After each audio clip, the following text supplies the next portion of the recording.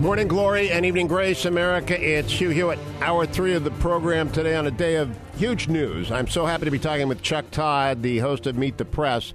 Nothing out of Ferguson yet, but there's fresh fighting in eastern Ukraine. There is the tape from the ISIS leader, Abu Bakr Baghdadi, not dead, doggone it. And I got our eyes on everything. If anything breaks, I'll tell you about it.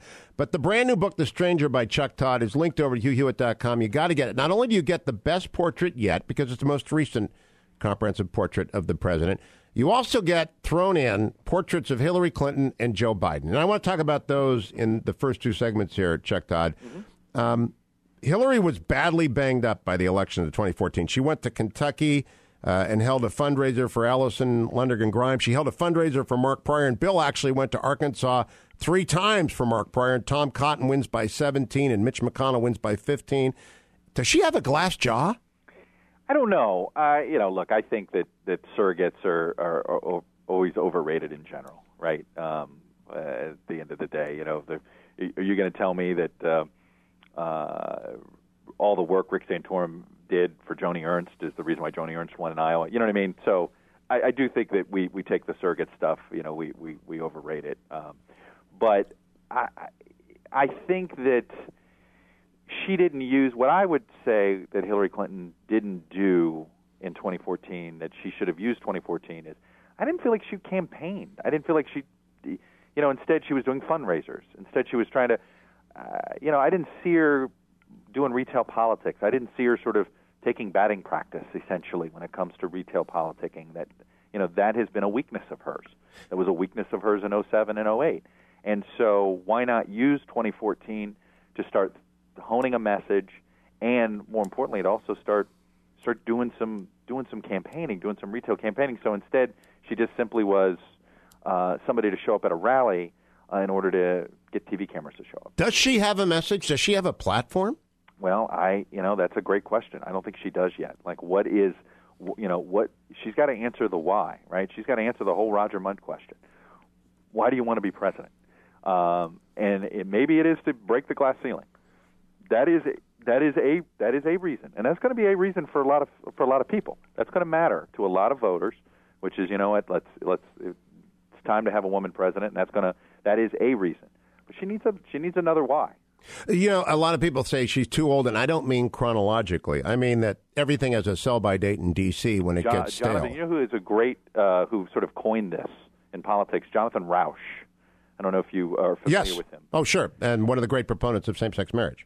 He has said that there is a sell-by date for politicians, and he figured it out once. He said basically it's somewhere between, the sweet spot is something like 8 to 14 years on the national stage. That once you've been on the national stage more than 14 years, then if you look back, you just have a higher hurdle in order to be seen as the future candidate, as a change candidate. And was Rauch one of the big proponents of Obamacare as well, Chuck Todd? I don't remember. I can't remember either. I think he might be. He's a Yalean. I've been following his career for a long time, but I think he was also, which brings me to this question. Is Hillary the grandmother of Obamacare? Is she going to get tagged in 2016 for the ongoing collapse of this fiasco? Well, and it's funny. It's like I think that's something she's got to get her arms around. Because, the irony is, of course, is candidate Obama campaigned against a mandate. Candidate Obama campaigned against taxing the big health, basically campaigned against a part of Hillary Clinton's health care plan in 2008 and a part of John McCain's health care plan in 2008, and then he adopted both of them. I think she has to own it. I think she can't run away from it. I think the lesson for Democrats in general in 2014 is, if you try to run away from it, the voters are going to say, well, then what are you for? I think that she's going to have to own it, and I think in an interesting way that you're going to call it grandmother, some people are going to take that the wrong way. But I do think that she's going to have to own it and figure out how to be the person that says, okay, this is how I would fix it. This is how, Democrats have to stop saying they want to fix health care. They actually have to say what they want to fix. As she is to her granddaughter, so she is to Obamacare. She started it. No Hillary, no Chelsea, no granddaughter, no Hillary, no Obama, no Obamacare. Let me ask you about state. What is she going to say about state, Chuck Todd? It was a fiasco. Well, I had I had one former Democratic senator say to me, you mean the Secretary of Myanmar, that basically that's her best. Yeah, we call that Burma bingo. Right. Whenever I ask this question, we wait for someone to bring up Burma, and then we yell bingo. And that's the that's the best that's the best part of her record to tout. And I think that's at the end of the day, I think that the best thing she has going for her is that it's Obama's administration. It wasn't hers. And I think one thing that I think I made clear in the book is that he directed foreign policy. She represented him. It's interesting in The Stranger. John Allen's been a guest for a lot of time on the show as well when he wrote HRC. He had part of the Benghazi story. You've got another part of the Benghazi story, but you both put Hillary in the room with Cheryl Mills in the State Department's Sensitive Compartmented Information Facility, or SCIF. She was right in the middle of it, and then she goes home at some point, and she never calls back Greg Hicks. She called him once, but after they confirmed Stevens was dead and the embassy burned, she never called back her number two in the country. Does she have explaining to do? I don't know if she thinks she does anymore. I think she feels like she did it during the book tour. I think it really, I think when it comes to Benghazi, I think the bigger problem she has to answer for is the Libyan intervention, right? Which is the decision to intervene without leaving a footprint. And was there a rush to intervene? Was it necessary? Should it have been done?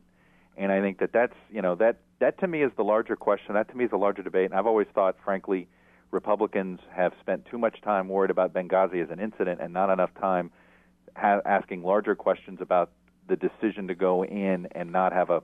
If you're going to go in, then you need to have some sort of footprint after the fact to stabilize the situation, because guess what we got? Chuck, that always strikes me as like my saying. I think Democrats have always spent too much time on the 17 minutes of tape that are missing. And it was those 17 missing minutes of tape that cooked Richard Nixon's tail. And I'm not saying it, but look, and I think it certainly shines a spotlight on a larger policy. Exactly. Or a set of competencies. Which was intervening in Libya without a plan to win once you toppled Gaddafi. Now, I also want the audience to know one of the reasons I think they need to read The Stranger is I think whoever it was that gave you the Thomas Donnellan account of what happened that night, this is the first time I've seen anywhere an account of what the president was doing that night. And it's not much of an account, but it's more than we've got anywhere on page 418. Donnellan says he kept the president informed throughout the evening and that Martin Dempsey had ordered the military units. He had ordered Martin Dempsey, the chairman of the Joint Chiefs, to get military units into the area as fast as possible. It doesn't really make sense to me, Chuck, because he's not the combatant commander. I mean, you can call up your JCS chairman, but you should be calling the guy at CENTCOM, whoever it was at the time. I think it was Mattis, I'm not sure, and saying, what do we got? What do we have? And that's not happening here. Nevertheless, someone gave you an account that no one else has had yet of what was going on in the White House that night. Well, I'd like to think it was putting some more pieces together. I mean, look, I think that there has been. I think there's more attempts at assuming conspiracy, and I think it was not a conspiracy. I think there were just mistakes made in the heat of the moment. Oh, I agree with that. I think it shows that she broke. They sent her home at 1 o'clock, according to John Allen. And I think that the 3 a.m. phone call ad from 2008, which you talk about in The Stranger, is going to come back around to the Secretary of State when she runs for president, if she runs. Do you think she's going? I can't imagine she doesn't. Look, I think she is really, though, in a weird box because she's getting advice that says, if you're going to run early because you need to put up an infrastructure because, frankly, the Republicans are ready to go. They want to, there is going to be a concerted effort to not let her have a free ride if she's not going to have a competitive primary, and if Republicans are going to be busy beating each other up in a primary, somebody's going to focus their fire on her, and that's certainly, I think the RNC has made that clear that that's what they view their job in 2015. Has the White House's political operation, which you detail so well, polling, has that disbanded now, or is it being shifted over to Team Hillary? Yeah, there's not. I mean, I was going to say if they have a political operation, it's not a very thorough one anymore. I mean, basically, once Pluff left, so went the political operation, for what it's worth. Are they surprised, Chuck Todd, at how massively they were beaten up? Yes, they believed their own hype on the GOTV. Wow. And I think that, and this is what's going to define. This is why I think there is still some unpredictability. That maybe for the first time in 6 months, or for the first time in 6 years, the president might be tempted to actually challenge or buck congressional Democrats for once, because I think he feels as if congressional Democrats are scapegoating him when he feels as if he got benched and never had a chance to compete in 2014. More on that from the author of The Stranger, Barack Obama in the White House, Chuck Todd.